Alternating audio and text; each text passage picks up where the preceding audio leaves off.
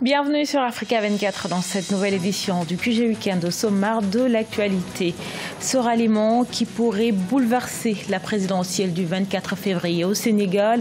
Ancien maire de Dakar emprisonné, Khalifa Sall a annoncé son soutien à Idrissa Seck, leader de la coalition Idy 2019.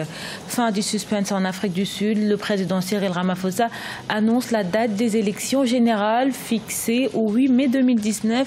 Elles permettront l'élection du nouveau président, des députés et des gouverneurs provinciaux. Et puis en Côte d'Ivoire, le démarrage de la campagne 2019 de la filière d'Ocajou est marqué par une baisse de l'anacarde. Le kilogramme est désormais de 375 francs CFA, soit une baisse de 125 francs CFA décriée par les producteurs. Mais tout d'abord, la justice tunisienne a condamné ce samedi 7 accusés à la prison à vie dans les procès des attentats du Bardo et de Sousse en 2015. Ce verdict arrive après une dizaine d'audiences réparties sur 1 an et demi, apportant des réponses incomplètes sur les responsabilités. Au total, 25 accusés ont été poursuivis dans le cadre de l'attentat contre le musée du Bardo, 22 en détention et 3 en liberté. 61 personnes ont été tuées dans ces deux attaques. Les Jeux d'Alliance se précisent en vue de la présidentielle sénégalaise du 24 février prochain. À 2 semaines du scrutin, Khalifa Sall, l'ex-maire de Dakar, a fait un choix qui pourrait bouleverser l'élection. L'opposant emprisonné a choisi de soutenir Idrissa Seck, leader de la coalition Idy 2019. Les précisions de Cheikh Omar Bandaogo. Après le rejet par la Cour de justice de la CEDEAO de ses recours contestant l'invalidation par le Conseil constitutionnel de sa candidature à l'élection présidentielle, l'ex-maire de Dakar, Khalifa Sall, veut néanmoins demeurer dans la compétition. Ce 8 février 2019, il a, dans une déclaration, annoncé son soutien au candidat et ex-premier ministre Idrissa Seck. C'est sur la base d'une convergence entre son programme et le programme de M. Idrissa Seck qu'il a accepté l'offre d'alliance de Idrissa Seck pour justement créer des ruptures au niveau de la gouvernance institutionnelle, au niveau de la gouvernance économique, au niveau de la gouvernance politique. Cette alliance relance la campagne d'Idrissa Seck, politiquement faible selon certains Sénégalais. C'est le deuxième soutien de taille qu'il reçoit après celui de Bougane Gueye, recalé à l'étape des parrainages. Ça renforce du côté de ses alliances, mais quand on regarde de près, il a un lourd contentieux. Khalifa Sall pourrait lui apporter quelques voix. Mais vous savez, Moussa Sy a quitté Khalifa Sall. Bamba Diaye, le maire de la Médina, est en train d'hésiter. Donc, compte tenu de toute cette situation-là, il est impossible de voir cette alliance vraiment prospérer pendant ces élections. Une semaine après le début de la campagne, rien n'est encore joué. Si les ralliements au président sortant Macky Sall présageaient sa victoire au premier tour, il n'en demeure pas moins qu'une alternance est encore possible. La situation de la Libye préoccupe les dirigeants africains. Après le 32e sommet, les 5 chefs d'État africains du comité de haut niveau sur la Libye vont se réunir ce samedi avec pour objectif faire avancer la paix dans ce pays, une manière pour l'Union africaine de redorer l'image d'une organisation africaine qui serait impuissante face au conflit du continent, d'où la mobilisation financière pour le Fonds africain de la paix. 90 millions de dollars ont déjà été versés.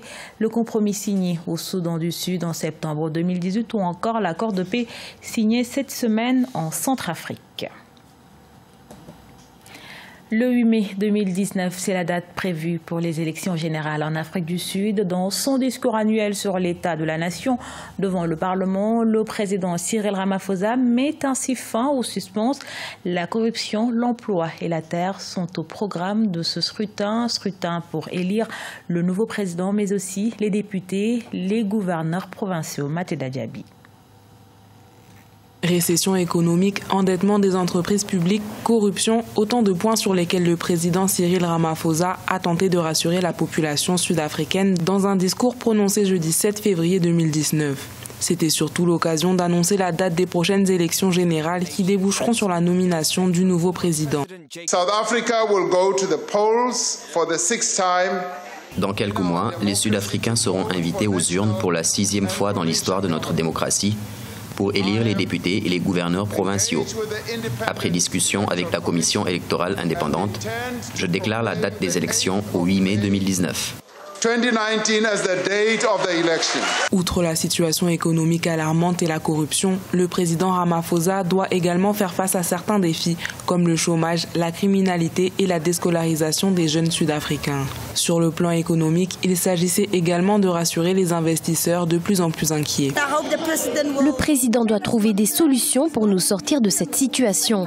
Nous avons besoin de plus d'infrastructures, d'un réseau électrique fiable et de systèmes d'alimentation en eau. Au pouvoir depuis février 2018, suite à la destitution de l'ancien président Jacob Zuma, Cyril Ramaphosa avait promis de redresser l'économie sud-africaine et de combattre la corruption. Créée il y a 6 ans, l'Alliance pour la solidarité au Mali, convergence des forces patriotiques ASMA-CFP, suscite la convoitise après avoir attiré plus d'une vingtaine de députés. Le parti de l'actuel Premier ministre, Soumaïlou Boubèye Maïga, enregistre également de nouveaux ralliements au détriment du parti au pouvoir, le RPM. Comment expliquer ce nouvel intérêt pour le parti? Élément de réponse avec Marcel Farba-Maroun.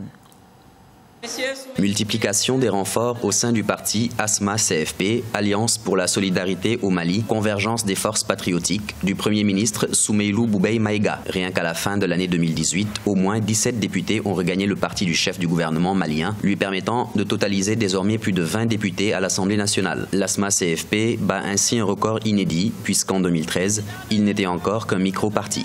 Déjà, vous avez des clivages internes. Vous avez plusieurs bords déjà. Le président actuel, le docteur Boukari Keïta, est contesté par la majeure partie des bases et qui fait qu'aujourd'hui, le RPM est un parti fragmenté en réalité. Donc, l'ASMA, qui est le parti de Boubèye, ne peut que profiter d'une situation en réalité à son profit. Ces vagues d'arrivée ne sauraient cependant passer inaperçues.